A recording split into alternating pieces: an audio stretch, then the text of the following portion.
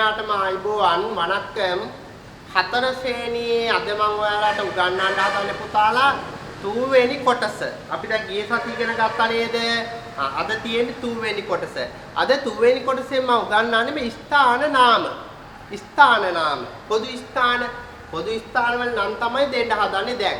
පොදු ස්ථාන වල නම් ලියා ගන්නකොට මම බෝඩ් එකේ ලියනවා. ඊට පස්සේ ඔයාලා ලියා ගන්නට ඕනේ. දැන් ඒ වගේම තමයි දැන් ওই දුෂ්කර පළාත් වලට අපි දාලා තියෙනවා YouTube එක හරහා ඒගොල්ලොන්ට අපි link එක දානවා. ඊට අමතරව ඒ පාසල් වල විදුහල්පතිතුමාලට අපි දෙනවා ඒකේ link එක.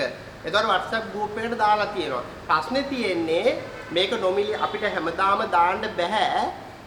දාන එක අපි නොමිනේට් කරන්නේ. එතකොට ඔයාලා YouTube නාලිකාවට එකතු වෙන්න. එතකොට නැත්නම් අපිට අර හැමදාම මේ WhatsApp group එකට දාලා අමතක වුණොත් එක පාඩමක් හරි දාන්න එක කොටසක්. එතකොට ගැටලුවක් නේ. ඒ නිසා ඔයාලා පළවෙනි එක බලලා එකතු වෙන්න ඉතින් දිගටම ඔයාලට බලන්න පුළුවන්. තව වැඩක් තියෙනවා.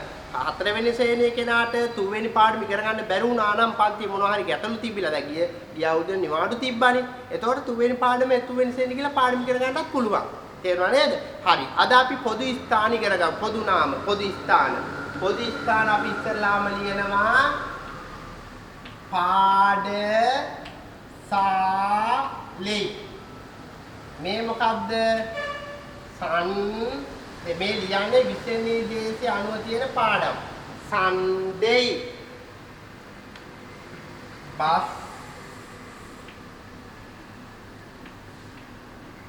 නිලයම් බස් නිලයම්.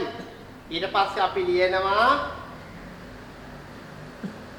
වංගී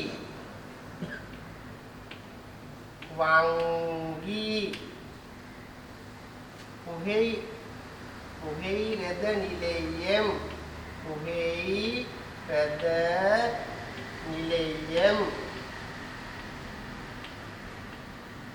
පුහෙයි රෙද නිලයම් වෛද්‍යශාලේ වෛද්‍යශාලේ.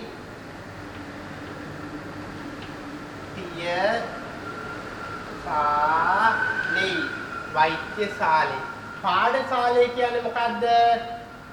පාඨශාලේ කියන්නේ පාසල. Sunday කියන්නේ මොකද්ද? Sunday කියන්නේ පොළ.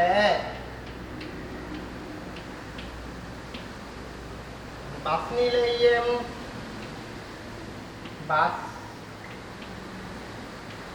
නිලයම් බස් නැවතුම් පොළ. බස් නැවතුම් පොළ කියලා කියන්නේ බස් නැවතුම් පොළ කියන්නේ බස් නිලයම් බස් නැවතුම් පොළ. වංගී කියන්නේ මොකද්ද? බැංකුව. පුහෙයි රෙද නිලයම්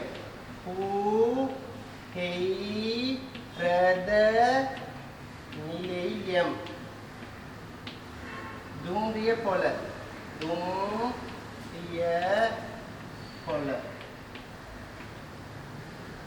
වෛද්‍යශාලේ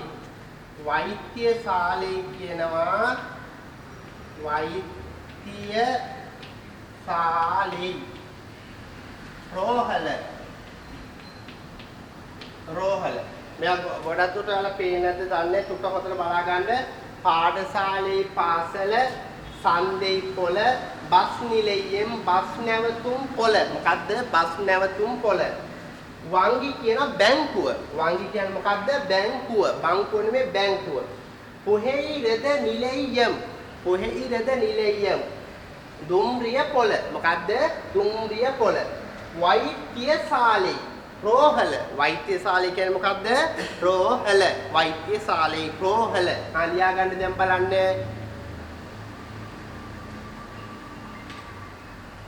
ලියා ගන්න බලන්න. විනාඩි 2ක් දෙන්නම්.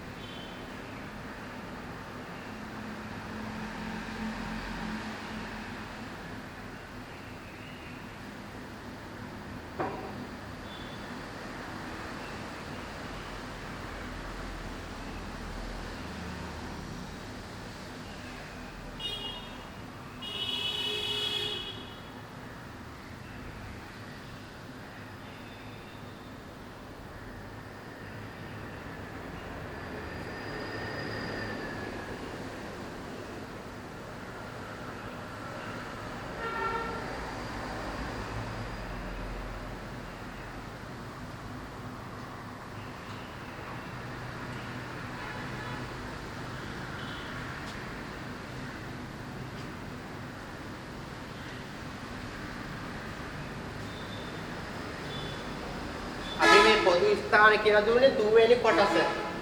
අපි මේ කියලා දුන්නේ තුන්වෙනි කොටස.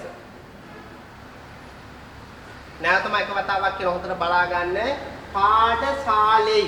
සමහර පාඨ නෙමෙයි පාඨශාලේ පාසල සන්දෙයි පොළ බස් නිලයම් බස් නැවතුම් පොළ වංගි කියනවා බැංකුව පුහෙයිරද නිලයම් දුම්රිය පොළ වෛද්‍යශාලේ කියන්නේ මොකද්ද? රෝහල. වෛද්‍යශාලේ කියන්නේ රෝහල. වෛද්‍යශාලේ. වෛද්‍ය නෙමෙයි වෛද්‍ය. කොම්බු දෙකයි වයන්න, අල් කයන්න, තියන්න, යයන්න. වෛද්‍යශාලේ. රෝහල. දැන් එහෙනම් ඔන්න පාඩම හරි. දැන් මේක ලියාගත්තන් පස්සේ ඊළඟ දවසේ අපි ඉගෙන ගන්නවා 4 වෙනි කොටස. 4 වෙනි ශ්‍රේණිය 4 වෙනි කොටස අපි ඉගෙන ගන්නවා තව සතියකින් ඊළඟ සතියේ තව සතියකින් තියෙන පාඩම එතකොට. එතකොට මේක හොඳට පාඩම් කරලා තියෙන්න ඕනේ. ලියාගෙන පාඩම් කරගන්න ඕනේ. එහෙනම් සියලු දෙනාටම ආයුබෝවන් වණක්කම්. අපි ඊළඟ දවසේ ඊළඟ පාඩමේදී හමු වෙමු.